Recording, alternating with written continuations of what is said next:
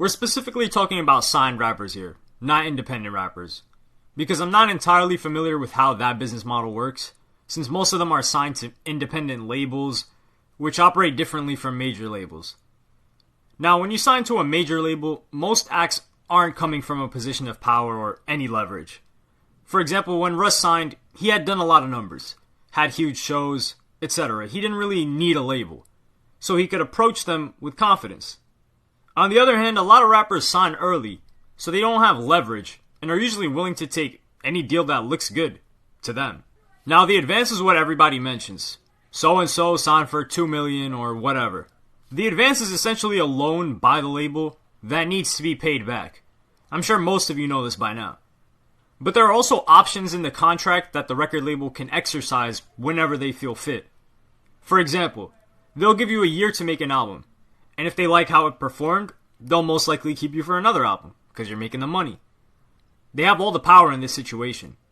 If they don't like how your first album did, they can either drop you, tell you to go back in the studio and make another album, and if you don't like being on the label, too bad. You can't do a damn thing about it.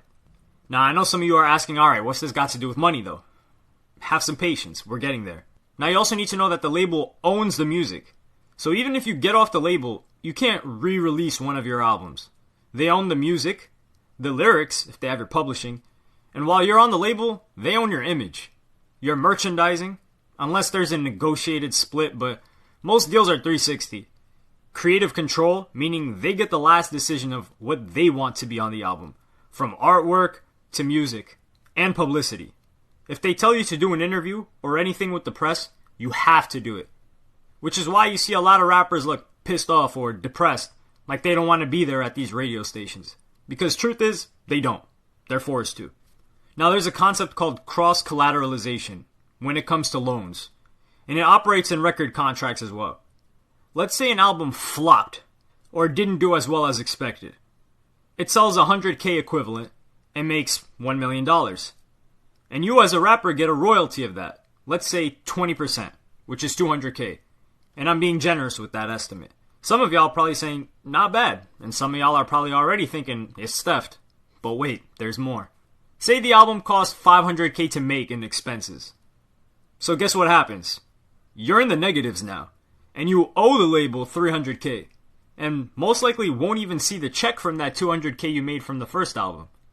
But the label made a good $500K plus off of it. So they're going to send you back into the studio to make another album so you cover the costs you owe from the first album and the cost from the second one, and you don't get paid until both of those are covered. And this can go on for multiple albums. This is why having such a high advance is good, because you can at least eat while the label is running you dry. The labels are never really paying for anything either. Rappers might say the label is paying for music videos, studio time, producers, engineers, distribution, tour support, radio promotion, and sales and marketing costs. All of that is subtracted from your royalties, or what the label is supposed to pay you. Now, when it comes to rappers spending their advance money, that is the best part. Beanie Siegel broke it down well in an interview a while back, and I might play some clips, but it's long, so I don't think so. I'll just try to paraphrase it. Let's say a rapper gets signed for $2 million. Now, you're getting taxed with the big boys, so you got state tax as well as the income tax and whatever else. He estimates it at $1 million, which I think might be too much, but whatever, we'll just go with that. Then your lawyers are going to want to take 10% to handle all your legal stuff. So you're down to $900,000. Then your management is taking 20%, which is $180,000, bringing you down to $720,000. Then rappers want to buy a crib. Beanie talks about $250K for a crib. They're paying way more than that right now, and they're not buying it in cash. So they buy an expensive crib, and they're paying interest on this home. And the same thing with whatever car they bought. They're not buying these cars in cash because if they were, don't you think they would flex it on an IG video? And if they're leasing it, then that's actually not a bad idea. But usually they buy some ridiculous car, and they gotta pay interest on that as well. Then they're buying all this jewelry that's $100,000 or maybe even more. Advance is damn near gone. But they're still the accountants, and they still have to pay this all back to the label. The interest payments is what's really going to eat up the rapper's money, Because when you're making payments, you pay the interest first, and then it gets to whatever the amount you actually bought the house or car for.